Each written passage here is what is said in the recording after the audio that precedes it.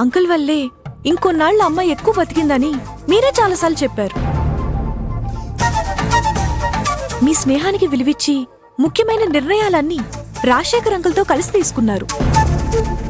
అలాంటి మీరు కొత్తగా కలుపుకుంటున్న బంధుత్వం కోసం మీ ప్రాణ స్నేహితుడినే వదులుకుంటారా? అసలు నువ్వేం చెప్పాలనుకుంటున్నావు కీర్తి? పవిత్ర వల్లే ఇదంతా వచ్చింది. అరవింద్ అన్నయ్యకి పవిత్రకి పెళ్లి ఫిక్స్ అవబట్టి రాజశేఖర్ అంకుల్ అంత హర్ట్ అయింది. కానీ తన ప్రవర్తన నాకు ఎన్నోసార్లు ఇబ్బందిగా ఉన్నా నేను మీకెప్పుడు చెప్పలేదు. ఆది అనే స్నేహాన్ని అడ్డు పెట్టుకుని అరవింద్ అన్నయ్యని పెళ్లి దాకా తీసుకొచ్చింది. మెల్లగా మిమ్మల్ని సీతమ్మని కూడా తన మాట వినేటట్టు చేసుకునే ప్రయత్నం చేస్తోంది.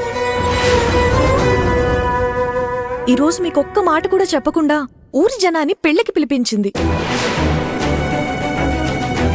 మీ పర్మిషన్ లేకుండా ఇప్పుడే నీ నిర్ణయాలు తీసుకుంటోందంటే పెళ్లి తర్వాత ఇంకెలాంటి నిర్ణయాలు తీసుకుంటుందో. మీ దగ్గర అన్నయ్య దగ్గర నా మీద ద్వేషం కలిగేటట్టు చేసి మీకు నన్ను దూరం చేస్తుంది.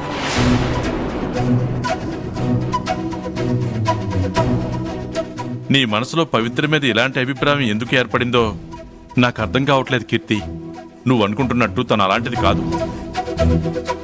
వాళ్ళ బంధుమిత్రులకు ఊరి వాళ్లకు నేను స్టార్ హోటల్ బుక్ చేస్తానని చెప్పినా కూడా ఆ వచ్చే కొద్ది మంది కళ్యాణ మండపానికి డైరెక్ట్గా వస్తారని అనవసరమైన ఖర్చులు వద్దని పవిత్ర చెప్పింది.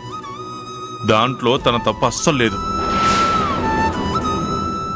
అమ్మా కీర్తి, మనకెలాంటి మర్యాదలు చేయలేకపోతున్నామని తాతయ్య నాన్నమ్మలు బాధపడుతుంటే ఆది ద్వారా ఊరి జనాల్ని నేను పిలిపించాను. అసలు ఈ విషయం పవిత్రకి తెలీదు. పవిత్ర మాయలో పడి వెనకేసుకొస్తుంది.